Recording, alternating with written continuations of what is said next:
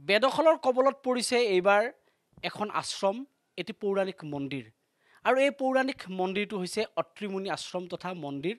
আৰু এই মন্দিৰটো কোনো অবৈধ বিদেশীৰ অনুপ্ৰৱেশকাৰীৰ জৰিয়তে বেদখল হোৱা নাই। ইয়াৰ মাটিসমূহ এইবাৰ বেদখল হৈছে আচলতে, বা বেদখল কৰিছে, বেদখলৰ কবলত পৰিছে এইবাৰ বণিক গোষ্ঠীৰ জৰিয়তে। আৰু সেই বণিক গোষ্ঠীটো হৈছে বৃহৎ চাহ কোম্পানী।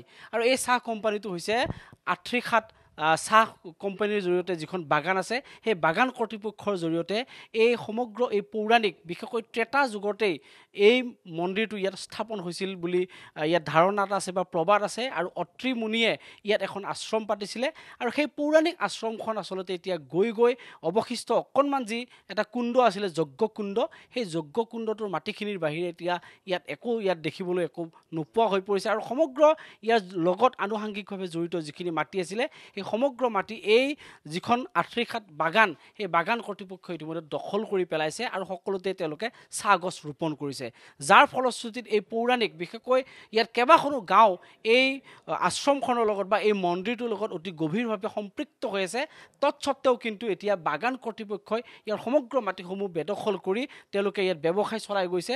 আৰু যিসমূহ ইয়াৰ আচলতে এই মন্দিৰটোৰ লগত বা এই আশ্ৰমৰ লগত জড়িত যিসকল ৰাইজ আছে, তেওঁলোকে আচলতে ইয়াত কিবা অনুষ্ঠান প্ৰতিষ্ঠান, কিবা যাগযজ্ঞ ইয়াত পাতিবলগীয়া হ'লে তেওঁলোকে এতিয়া বাগান কৰ্তৃপক্ষৰ তেওঁলোকে এতিয়া পাৰ্মিশ্যন ল'বলগীয়া হয়। 1995 চনত 4-5 বিঘা মাটি অৱশিষ্ট ইয়াত ৰৈ গৈছিলে, সেইখিনিও অৱশেষত গৈ তেওঁলোকে দখল কৰি ল'লে। মোৰ সহযোগী ভিডিঅ' জাৰ্নেলিষ্ট গিৰিৰাভাই দেখুৱাইছে, চাওক, এইটো হৈছে অতি পৌৰাণিক, বিশেষকৈ ত্ৰেতা যুগতেই অত্ৰি মুনিয়ে ইয়াত এখন আশ্ৰম ইয়াত পাতিছিলে। আৰু যেতিয়া ৰাম বনবাসত আছিলে, সেই ৰাম বনবাসত থাকোঁতেই সীতাক ইয়াত দিব্য বস্ত্ৰ পৰিধান কৰা হৈছিলে, এই অত্ৰি মুনিয়ে দিব্য বস্ত্ৰ পৰিধান কৰিছিলে।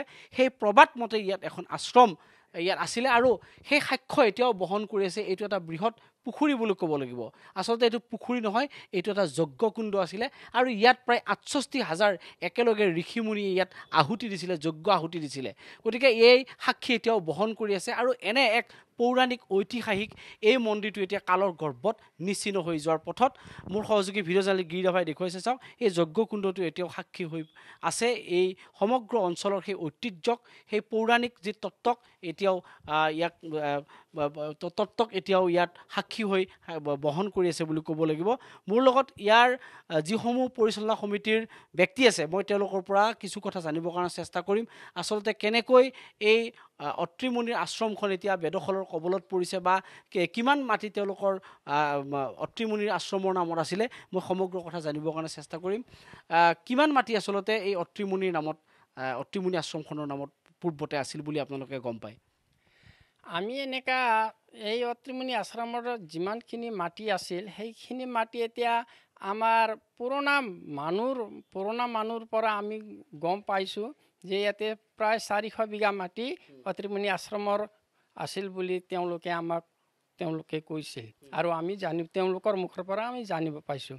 আৰু লগতে আমি এইখন আশ্ৰমত প্ৰায় বহু বছৰ আগৰ পৰাই আমাৰ পূৰ্বপুৰুষসকলেও ইয়াতে পূজা পাতল কৰিছিল বোলে। পূজা পাতল কৰি ইয়াতে কোনো ধৰণৰ পৰিচালনা সমিতি নাছিল।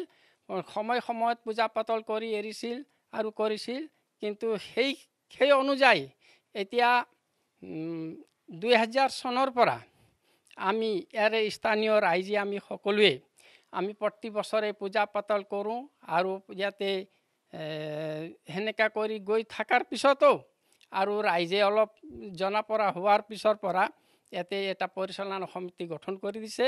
এতিয়া এই পৰিচালনা সমিতিৰ তৰফৰ পৰা আমি এই যজ্ঞখন চলাই আছোঁ। আৰু অলপ যিকোনো হ'লেও চৰকাৰৰ পৰা অলপ সহায় সহযোগ পাইছোঁ। মাটি কিমান আছিলে আপোনালোকৰ জনাত? এতিয়া আপোনালোকৰ আশ্ৰমখনৰ নামত কিমান মাটি আছে? গতিকে সেইকাৰণে এইটোৱে ক'ব খুজিছোঁ, এতিয়া যিটো বাগানৰ তাৰ ফেঞ্চিঙৰ বাহিৰত অকণমান মাটি আছিল, সেইখিনি মাটিখিনি প্ৰায় 4 বিঘামান মাটি। সেইখিনি 4 বিঘামান মাটি আমাৰ পূৰ্বপুৰুষসকলেই আমাৰ অত্ৰি মুনি আশ্ৰমৰ নামতে থকা বুলি তেওঁলোকে কৈছিল। সেইমতে আমি যেতিয়া SDC অফিচত গৈছোঁ, চাওঁতে ঠিকেই আমাৰ মন্দিৰৰ নামত আছিল। কিন্তু 1995 চনত সেইখিনি মাটিখিনিও এতিয়া বৰ্তমান আমাৰ বাগান কৰ্তৃপক্ষৰ ফালে তেওঁলোকে নাম কাটি, অত্ৰি মুনিৰ নাম কাটি তেওঁলোকৰ নামত উঠোৱা আমি মণ্ডলৰ পৰা আমি জানিবলৈ পাইছোঁ। মানে কেৱল তেওঁলোকে ইয়াত যি আধ্যাত্মিক যিটো ইয়াৰ সমন্বয় আছে, আধ্যাত্মিকতাৰ জৰিয়তে যি মানুহখিনিৰ মাজত একতাৰ ভাৱ সৃষ্টি হৈ আছে, সেইখিনিৰ ওপৰত তেওঁলোকৰ কোনো গুৰুত্ব নাই, কেৱল তেওঁলোকে ব্যৱসায়িক বিষয়টোৰ ওপৰতে গুৰুত্ব দিছে। তেনেকুৱা ধৰণৰ গুৰুত্ব আমি বাগান পক্ষৰ পৰা আমি পোৱা নাই। আমি ৰাইজে যিমানখিনি সহায় সহযোগ কৰিছোঁ, আমি ৰাইজে যিমানখিনি কৰিছোঁ, সেইখিনি হৈছে তেওঁলোকে আমাৰ বাগান কৰ্তৃপক্ষৰ পৰা আমি কোনো ধৰণৰ তেনে সহায় সহযোগ পোৱা নাই। এতিয়া মাত্ৰ যিখিনি 4 বিঘা মাটি আছিলে সেইখিনিও এতিয়া বাগান ৰুই দিছে, তেতিয়াহ'লে চাহ গছ ৰুই দিছে। এতিয়া বৰ্তমান চাহ গছ ৰোৱা নাই। আমি আৰু কমিটিৰ ফালে কমিটিৰ মানুহ গৈ ফালে আমি মানে বাগানৰ কৰ্তৃপক্ষক কৈ কিনে মাটিখিনি আছে, এতিয়া আমি অনুষ্ঠানে তাতে পাতি আছোঁ বৰ্তমান। এতিয়াতো কাষত এইবিলাক সমগ্ৰ মাটি ইয়াত চাহ গছ ৰুই দিছে, এইবিলাক মাটি কাৰ আছিলে? এইবিলাক মাটিটো মন্দিৰৰে আছিল বুলি আমি গম পাওঁ, কিন্তু এতিয়াতো বাগানৰে হৈ আছে এই মাটিখিনি। সেইটোৱে আমি জানিব বিচাৰিছোঁ। দাদা কি ক'ব? আমি জনাত যে 400 বিঘাৰ মাটি আছিলে, কিন্তু এতিয়া গৈ আপোনালোকৰ কেৱল সেই যজ্ঞকুণ্ডটো ৰৈছে গৈ। ইমান এটা ঐতিহাসিক পৌৰাণিক এটা ইয়াত প্ৰবাদ আছে যে ইয়াত অত্ৰিমুনিয়ে ইয়াত আশ্ৰম পাতিছিলে, তেনেকুৱা এটা ইমান ঐতিহাসিক এটা ঠাইৰো আজি অকণমানো মাটি নোহোৱা হৈ পৰিছে। আচলতে ৰাইজৰ আমাৰ সংৰক্ষণৰ অভাৱত বাগান কৰ্তৃপক্ষই সেই সময়ত এই মাটি নিজে তেওঁলোকে দখল কৰি ব্ৰিটিছৰ দিনতে চাহ বাগিচা লগালে। গতিকে আমাৰ ৰাইজেও তেতিয়াৰ পৰা দাবী কৰিব পেলাই ওলাব পৰা নাই মাটিখিনি, সেইকাৰণে এইটো এখন আমাৰ হিন্দুসকলৰ ঐতিহাসিক ঠাই, ঐতিহাসিক যজ্ঞকুণ্ড। ইয়াত অত্ৰিমুনিয়ে যজ্ঞ কৰিছিলে, সকলোৱে জানে। ইয়াত ৰাম, সীতা আৰু লক্ষ্মণ বনবাসৰ সময়ত, অজ্ঞাতবাসৰ সময়ত ইয়াতে আহিছিলে, আৰু ইয়াত এইবিলাক কথা পুৰাণত উল্লেখ আছে। কিন্তু আমাৰ ৰাইজৰ অৱহেলাৰ বাবেই মই ভাবোঁ আমাৰ এইখিনি আমি সংৰক্ষণ কৰিব পৰা নাই, বা মাটিখিনিও আমি মন্দিৰৰ নামত সংৰক্ষণ কৰিব পৰা নাই, যাৰ ফলত সেই সময়ত মানে পুৰণা সময়ত আৰু যেতিয়া আমাৰ হয়তো জন্মই হোৱা নাছিলে, সেই সময়তে এই মাটিবিলাক বাগানে নিজৰ নামত কৰি লৈছে তেওঁলোকে। এই ব্ৰিটিছৰ যুগৰ পৰাই বাগানৰ নামতে আছে। অকল তেওঁলোকে এই যজ্ঞকুণ্ড আৰু এই অকণমান তাতে 4 বিঘামান মাটি তেওঁলোকে এৰি থৈ দিছে। সেইখিনি আমাৰ আশ্ৰমৰ নামত উঠোৱা হৈছিলে, সেই 4 বিঘা মাটি, কিন্তু এতিয়া বৰ্তমান শুনিবলৈ পাইছোঁ সেই 4 বিঘা মাটিও বাগানৰ নামতে আছে এতিয়াও। গতিকে আমি সেইখিনি গোটেইখিনি নহ'লেও বাকী যিখিনি যজ্ঞকুণ্ড বা যিখিনি আমাৰ 4 বিঘা মাটি, সেইখিনি আমাৰ এই আত্ৰিমুনি যজ্ঞকুণ্ডৰ নামত আহিলে আমি কৰি দিলে চৰকাৰে আমি খুব ভাল পাম। আৰু বাগানে এতিয়া মৰম কৰি দিয়াৰ নিচিনাই, তেওঁলোকে যদি গেট লগাই দিয়ে তেনেহ'লে আমাৰ একোৱেই নাই, আমাৰ মানে মন্দিৰৰ একোৱেই নাথাকিব, তেতিয়া প্ৰৱেশতো আমাৰ বাধা। মন্দিৰটোৰ লগত কিমান মানুহ জড়িত হৈ আছে বা কেইখন গাঁও জড়িত হৈ আছে? ইয়াতে গাঁও বুলি নহয়, যিহেতু এইখন এখন ঐতিহাসিক ঠাই, ইয়াতে সমগ্ৰ অসমৰ পৰা মানুহ আহে। আনকি আমাৰ এটা সময়ত বানাৰসৰ পৰা সাধুসকলো তেওঁলোকে কেনেকৈ গম পায় নাজানো, তেওঁলোকে এই ভক্তসকল ইয়াতে আহিছিল, আৰু প্ৰায়ে ইয়াতে চাবৰ কাৰণে গুৱাহাটী, বাইহাটা বা এইফালে তেজপুৰ এই ছাইডৰ পৰা মানুহ আহে। আৰু আমাৰ এই গোটেই অঞ্চলৰ যিখিনি হিন্দু ধৰ্মাৱলম্বী লোক আছে, তেওঁলোকে আহি পেলাই এই মন্দিৰত, এতিয়া ভাৰতৰ বিভিন্ন প্ৰান্তৰ পৰা ঋষিমুনিসকল ইয়ালৈকে আহে। ঋষিমুনিসকল আহে ইয়াতে, আৰু ইয়াতে আহি তেওঁলোকে থাকি পেলাই বা চাই পেলাই তেওঁলোকে যায়। আৰু যেতিয়া আমাৰ এই ৰথযাত্ৰা হৈছিলে, সেই সময়ত আমাৰ ৰথযাত্ৰাৰো মানুহ ইয়াতে আহিছিলে। ৰথযাত্ৰাৰ এটা গোটো এইখিনিত আহিছিলে, আহি তেওঁলোকে ইয়াত দৰ্শন কৰি গৈছিলে। আৰু এই সমগ্ৰ অঞ্চলৰ মানুহে ইয়াতে যেতিয়া ইয়াতে যজ্ঞ হয়, বছৰি এবাৰ যজ্ঞ হয় আৰু গণেশ পূজা হয়, গতিকে সেই সময়ত সমগ্ৰ অঞ্চলৰ মানুহে ইয়াতে ভক্তি অৰ্চনা কৰিবৰ কাৰণে আহে।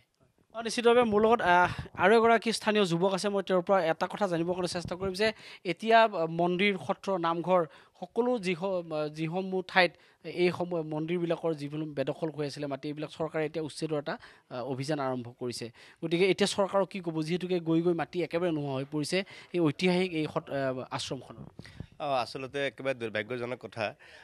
আমি জানিব পাৰিছোঁ যে ত্ৰেতা যুগতে এই ভূমিখিনি 400 বিঘা কমেও আছিলে, আৰু 1886 চনত এই ব্ৰিটিছ ইষ্ট মানে কোম্পানী বা চাহ কোম্পানীটোৱে কলিকতাৰ পৰা আহি আমাৰ অসমত আমাৰ মাটি, আমাৰ মানে ভূমিত তেওঁলোকে নিজৰ ইচ্ছামতে দখল কৰি অত্ৰিমুনি কুণ্ডৰ যজ্ঞৰ মাটিখিনি গোটেইখিনি তেওঁলোকে দখল কৰিলে। হয়তো সেইটো সময়ত মানুহখিনিয়ে জ্ঞাত নাছিলে, জানিব পৰা অভাৱ আছিলে, জানিব পৰা নাছিলে। কিন্তু ইয়াৰ এইটো এটা হেৰি নহয় যে আজি আমাৰ হিন্দু ধৰ্মৰ প্ৰধান এই অনুষ্ঠানটোক য'ত 400 বিঘা ভূমি, আজি 4 বিঘাও মাটি নাই ইয়াত, য'ত গৈ 4 বিঘা আছিলে 4 বিঘাও 1985 চনত তেওঁলোকে নিজৰ নামত কৰি লৈছে এই ভূমিখিনি। গতিকে এতিয়া আমি বাংলাদেশীটো ক'ৰবাত গ'লে আমাৰ ভয়ানক বাংলাদেশী, আমাৰ নিজৰ ভূমিত আমি বাংলাদেশী হ'ব লগা হৈছে, আমাৰ মাটিত আমি বাংলাদেশী হ'ব লগা হৈছে। কোনোবাই কলিকতাৰ পৰা আহি আমাৰ ভূমি দখল কৰিছে, আমি পূজা পাতিব লাগিলে, আমি ইয়াতে কিবা যজ্ঞ কৰিব লাগিলে এই কোম্পানীটোৰ পৰা পাৰ্মিশ্যন ল'ব লাগে, আমি অনুমতি ল'ব লাগে। এই কিমান দুৰ্ভাগ্যজনক। আজি পৰিৱৰ্তনকাৰী বিজেপি চৰকাৰে বিভিন্ন মঠ মন্দিৰ বা বেদখলবিলাক মুক্ত কৰি আছে, এইটো আমি ভাল পাইছোঁ। কিন্তু আজি এই ঐতিহাসিক ঠাইখিনিক য'ত আমি হাজাৰ হাজাৰ ইয়াতে হিন্দুসকলে আমি ইয়াতে আমাৰ একদম পবিত্ৰ ঠাই হিচাপে বা বিভিন্ন দেশৰ পৰা যিসকল আমাৰ পৰ্যটকবিলাক আছে বা ভক্তসকল আছে ইয়াতে আহি তেওঁলোকে থাকে বা ভাল পায় আহিবৰ কাৰণে, কিন্তু আজি এই মাটিখিনি গোটেইখিনিয়ে এই আঁতেৰীঘাট চাহ বাগিচাই দখল কৰিছে। ইয়াত কিন্তু কোনো মাতিব পৰা ব্যৱস্থা বা কোনো চৰকাৰেও ইয়াতে গুৰুত্বপূৰ্ণ ব্যৱস্থা গ্ৰহণ কৰা আমি দেখিবলৈ পোৱা নাই। গতিকে আমাক এটাই আহ্বান, বৰ্তমানৰ চৰকাৰে আমাক 400 বিঘা মাটি নালাগে, কমেও আমাক 200 বিঘা মাটি আমাক ইয়াতে উচ্ছেদ কৰি আমাৰ মাটি আমাক দিয়ক। আমি কোনো বাহিৰাগত কোম্পানী, কলিকতাৰ কোম্পানীৰ মতে আমি ইয়াতে চলিবৰ কাৰণে আমি ইয়াতে আমি বহা নাই। এইটো আমাৰ ভূমি, 400 বিঘা আছিলে, কাগজত নাই। কিন্তু নহ'লেও আমাৰ পুৰণা মানুহখিনিয়ে জানে, ইয়াত থকা সেই সময়ৰ মানুহবিলাকে জানে, জংঘল চাফা কৰি এইখিনি মন্দিৰ তেওঁলোকে বনাইছিলে। আৰু বনোৱাৰ কাৰণে আজি হয়তো এই সুবিধাখিনি সেইটো সময়তে এই আঁতেৰীঘাট চাহ বাগিচাই গ্ৰহণ কৰি নিজৰ নামত নিজৰ মৈমতালিৰে তেওঁলোকে চাহ বাগান ইয়াতে বনাইছে। আৰু চবতকৈ দুৰ্ভাগ্যজনক, এই কোম্পানীটোৱে ইয়াতে লুণ্ঠন চলাই আছে, নিজৰ ব্যৱসায় কৰি আছে, ইয়াৰ পৰা পইচা কলিকতালৈ পঠিয়াই। কিন্তু আমাৰ পূজা পাতল হ'লে, আমাৰ অনুষ্ঠান হ'লে কিন্তু 1 টকা পইচা দিবৰ কাৰণে তেওঁলোকে মানে সমৰ্থক নহয়। এইটো দুৰ্ভাগ্যজনক কথা। গতিকে অতি শীঘ্ৰে এই ভূমিখিনি উচ্ছেদ কৰিব লাগে চৰকাৰে।